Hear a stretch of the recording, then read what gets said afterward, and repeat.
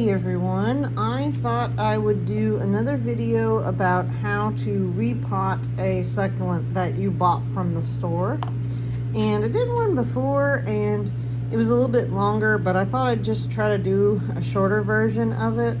So I got this Echeveria Angel Kissed at the store a while back, and I've been meaning to do something with it, but I'm gonna put it in this pot. So number one, when you're gonna repot something, don't pick a pot that's too much bigger than the plant, because if it's way too big and it's a succulent, it's gonna hold more water and you may risk overwatering it. So just do like a little bit bigger than what it is. So that's like this. And then, you know, over time you can go bigger and bigger. But anyway, I've got my little bin down here. This is where I do all my repotting and stuff, but let me show you what I do. So I'm gonna try to do this with one hand. Actually, you know what? I have an idea. 1 second. Okay, so now I'm wearing this thing around my neck that holds the camera, so if it's a little bouncy, then I'm sorry, but here's what I do, okay? So I'm gonna gently pull it out of this pot, and usually they're root bound, you know, and you can see like there's dead leaves and things. Sorry, I'm still getting used to this. I like to pull off all the dead leaves, and right under me is my little compost bin. So let me just get down here. Here's what I like to do. I like to break everything away and look at what the underside of it actually looks like. So a lot of dead leaves here. Pull them all off, clean off the stem, and see what actually it looks like. Now, just so you know, you always want to plant your succulent in dry dirt and don't water it right away, because if you break off any roots or you make any openings in the plant stem or anywhere else, that can run the risk of root rot. Now you have a couple options here. Some people like to run this through water and just keep all the roots the way they are and dry them out for a few days. I like to do it the quick and easy way, where I just kind of like do this. Succulents are tough, so even if you don't have a ton of roots, you're fine. I just like to kind of break stuff up like this, as long as we have some roots. And by the way, don't touch this top part, because succulents have farina on the top, which is that powdery coating. Now if you touch it on the bottom, who cares, because no one's going to see that. But here, we're not going to touch that. So I'm just going to do this. And we've got some roots, but it really doesn't matter.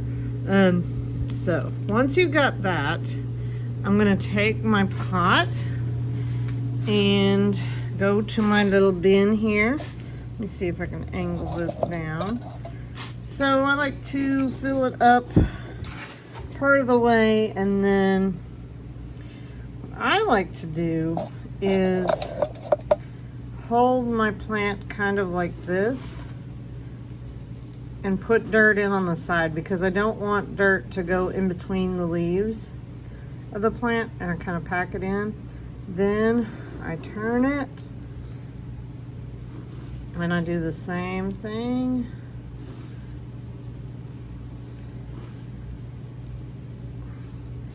And then turn it again. Oh, I touched it right there, but that's okay.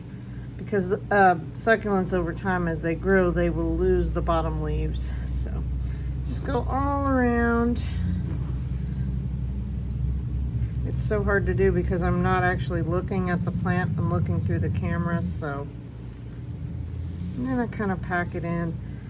You can add in a little bit more, but I just tilt it to the side if I think it needs more.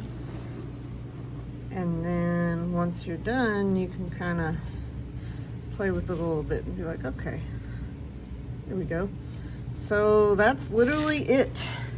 The only other thing I do, and this is because I am in a greenhouse and so I don't have to worry about blooms, I use a systemic granule pesticide, and this is to keep pests off of my plants. So I add in a little bit of this.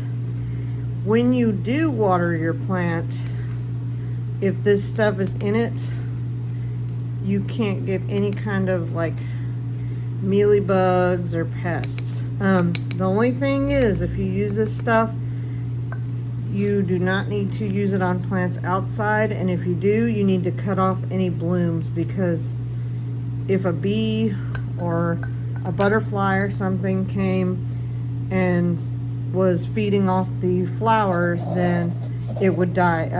Okay. So anyway, that's literally repotting for beginners. I'm not going to water this until it shows signs of needing water. So that's a whole nother video, but everyone thinks that succulents just need to be watered if the soil is dry, but that's not true. You can always overwater them still. They will tell you when they're thirsty.